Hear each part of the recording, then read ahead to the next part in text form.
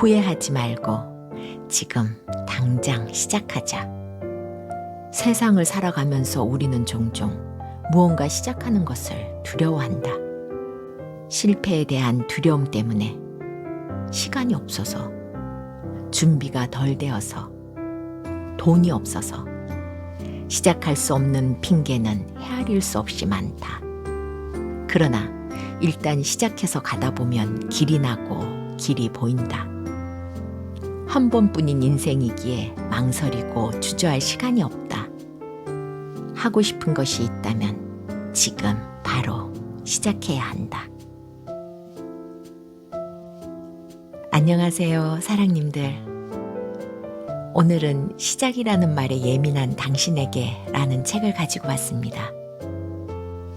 지금도 도전 진행형인 작가의 이력이 그의 도전 기록을 보여주고 있기에 작가의 이력부터 먼저 살펴보겠습니다. 조정훈 작가는 1967년 전북 순창의 농촌마을에서 태어나 순창 중학교를 마치고 전주 상고를 졸업했습니다. 완구 외판원과 신문 배달원을 거쳐 1991년 광주은행에 입사했고 1994년 11월 9급 검찰 수사관으로 임용되었습니다.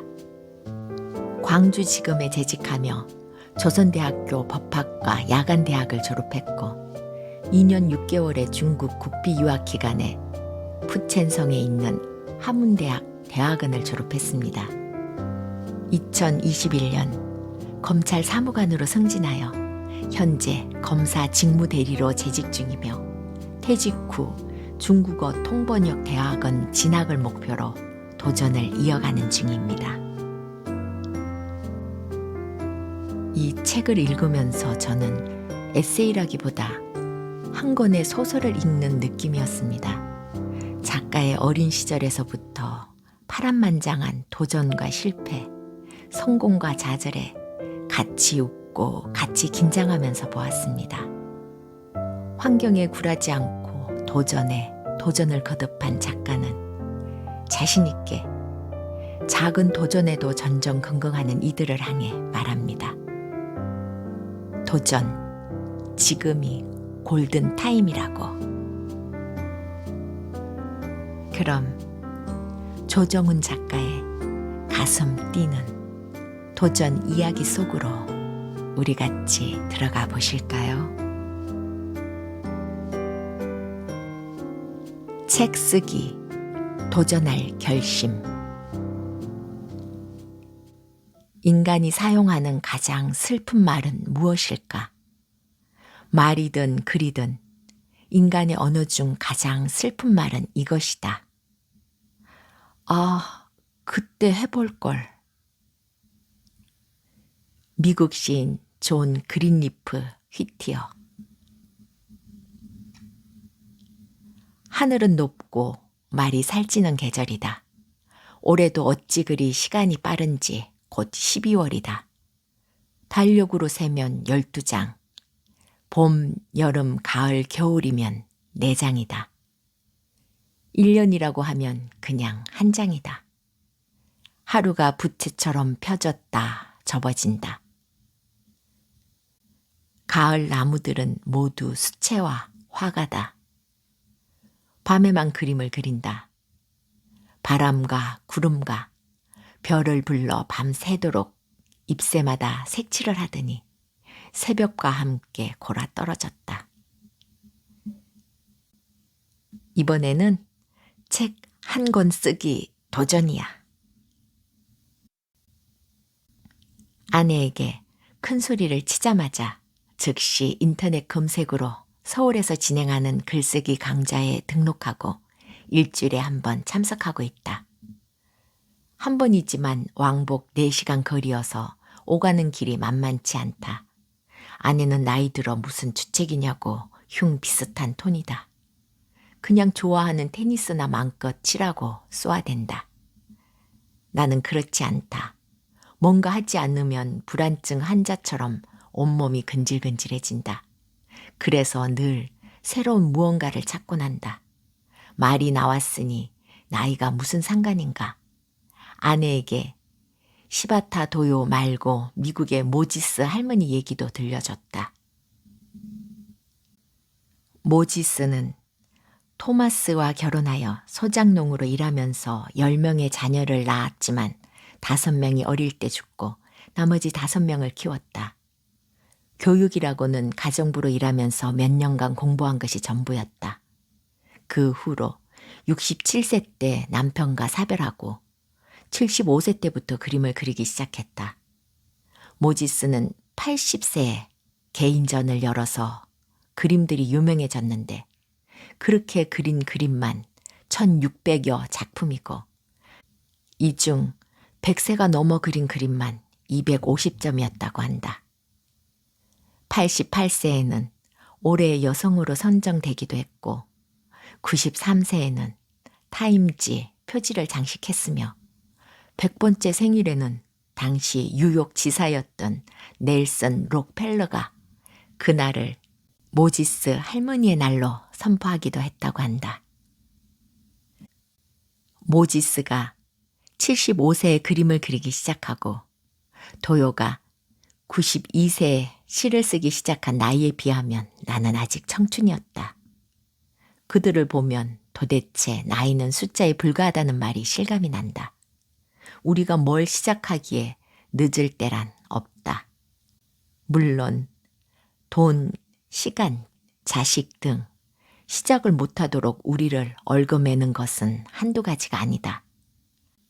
아일랜드의 극작가 조지 버나드 쇼의 묘지명은 우물쭈물하다가 내 이럴 줄 알았다 인데 번역 오류로 우물쭈물하다가 여기까지 왔다 라고 번역된 책도 있다고 한다. 오역이면 어떤가? 인생의 또 다른 의미를 발견한다면 그것도 값어치가 있는 게 아닐까? 시작하지 않고 도전하지 않고 그저 얻어지는 것은 없다. 나이 먹는 거 빼고는. 책 한 권 쓰기 전에 인생을 논하지 말라는 얘기를 들은 적이 있다. 책 쓰기가 그만큼 어렵다는 말일 것이다. 어떤 이는 종종 출산의 고통에 비유하기도 한다. 글쓰기 강좌를 듣기 위해서는 전철을 2번이나 갈아타야 한다. 북평역에서 1번, 노량진에서 1번. 북평역은 언제나 북새통이다. 적당히 배고픈 저녁 시간이라 참새가 방앗간을 지나치지 못하는 것처럼 거의 매일 샌드위치 파는 가게에 들른다. 이제는 샌드위치 먹는 것 때문에 절대 강의에 빠져서는 안 될 것 같기도 하다. 샌드위치, 어묵, 떡볶이, 핫도그, 새로 출시된 꼬마 김밥까지 보기만 해도 탐스럽고 먹음직스럽다. 오늘은 어묵이다. 골라 먹는 맛이 제법이다. 어묵만 먹으니 옆에 있는 샌드위치가 심드렁하다. 그래, 알았다. 샌드위치 하나 더 주세요. 허름했던 육체가 갑작스러운 포만감에 킁킁거린다. 노량진역으로 가는 급행열차를 타야 한다. 나도 모르게 옆사람 뛰는 걸 보고 무턱대고 달렸더니 이번에도 또 허탕이다. 아직 열차는 5분이 남았다. 서울 가는 길은 이렇게 늘 부산하다. 까짓것 익숙해지자. 열차가 왔다. 그렇게 눈을 부릅뜨고 자리를 탐낼 필요는 없다. 꼭 앉아야 자리가 아닐 것이다. 서 있는 곳도 자리 아닌가. 내가 앉지 않으면 다른 사람이 편하게 앉아 갈 거다. 다리에 힘을 주고 교장 선생님처럼 전철 안을 둘러봤다. 한마디도 안 했는데 말 잘 듣는 학생들처럼 모두 일제히 핸드폰을 손에 쥐고 내일 마지막 시험이 있는 것처럼 핸드폰에 진심이다. 사실 엄청나게 중요한 것을 보는 것도 아닐 게다. 얼마 전까지 나도 이 중에 일원이었다. 인터넷으로 뉴스를 보거나 좋아하는 야구를 보거나 드라마나 좋아하는 가수의 노래를 듣는 것이다. 나는 가방 안에서 수필집 한 권을 꺼냈다. 오늘은 박완서 작가의 모래 알만한 진실이라도 라는 책이다. 글쓰기 강좌를 들으러 가면서부터 전철 안에서 책을 읽기 시작했는데 이제 버릇이 됐다. 아무도 나에게 시선을 주지 않는다.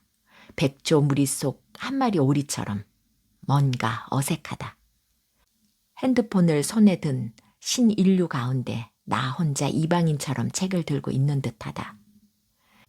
책을 받쳐든 두 손이 상이라도 받은 듯 우쭐거린다.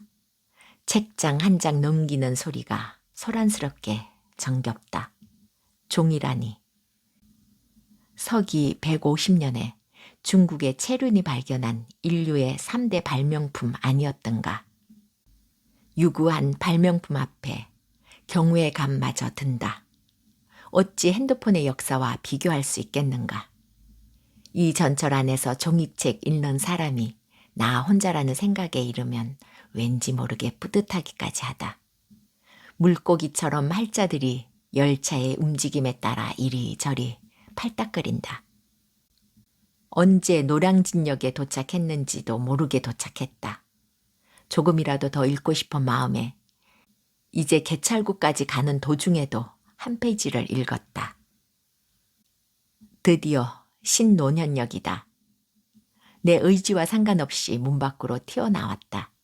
복잡하기도 하지만 이럴 땐 편하기도 하다. 오늘도 여느 때처럼 지하철 입구에서 종이 전단을 나눠주는 할머니의 손이 바쁘다. 맞은편 건물 전광판의 화려한 광고에 눈이 부시지만 나는 할머니의 종이 전단을 야무지게 받았다. 점점 사라져가는 종이지만 여전히 쓸모가 있지 않은가. 오늘도 2시간 수업이 1시간처럼 빨리 지나갔다. 아직 이른 시간인데 주점 앞에 작은 탁자들이 비틀비틀 중심을 잡지 못하고 있다. 책 쓰기 도전을 향한 12주의 막이 올랐다. 이 기간에 매주 4편의 글을 써야 한다. 무모한 도전일까? 20년간 피워온 담배를 끊겠다고 큰 소리친 후 한없이 초라해진 10년 전 내 자신을 기억한다.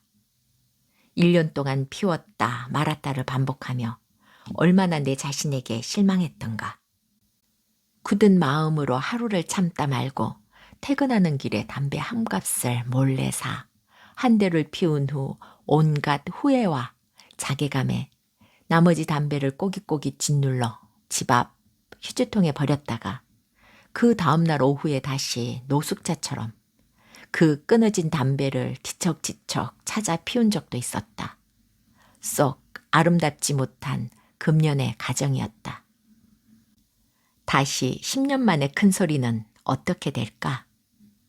내 마음속 내비게이션의 목적지를 분명하게 입력하고 출발했으니 잘 될 거라 믿어본다.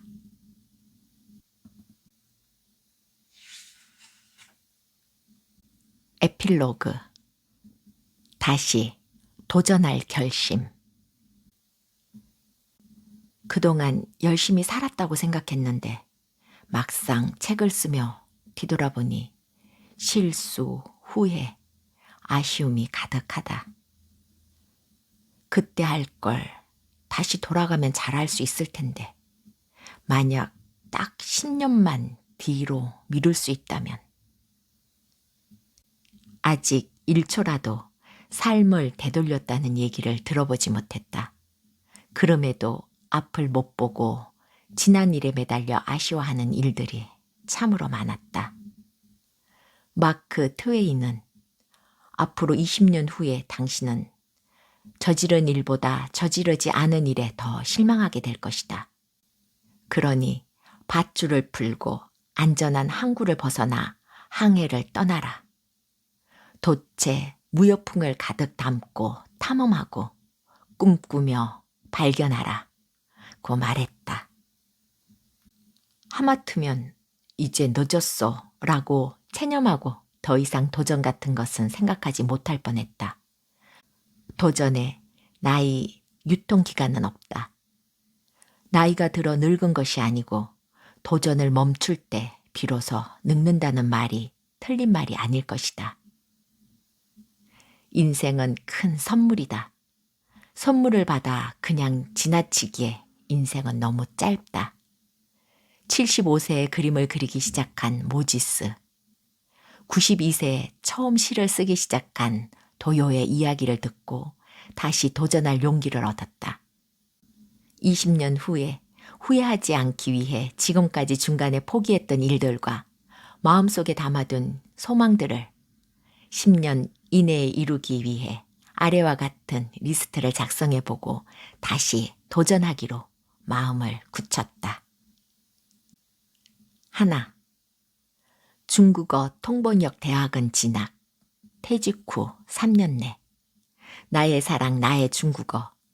그렇지만 아직까지 이룰 수 없었던 사랑. 손 놓은 지 10년이 지났지만 퇴직과 동시에 도전하여 번역과 사법 통역 그리고 중국어 강사를 해보고 싶다. 둘. 한식 조리사 자격증 취득. 5년 내. 몇 년 전 강남에 있는 요리 학원을 7주간 다닌 적이 있다. 요리가 조금 솜씨가 있다고 생각했지만 막상 해보니 쉬운 것이 없다. 셋. 사하라 사막 마라톤 도전.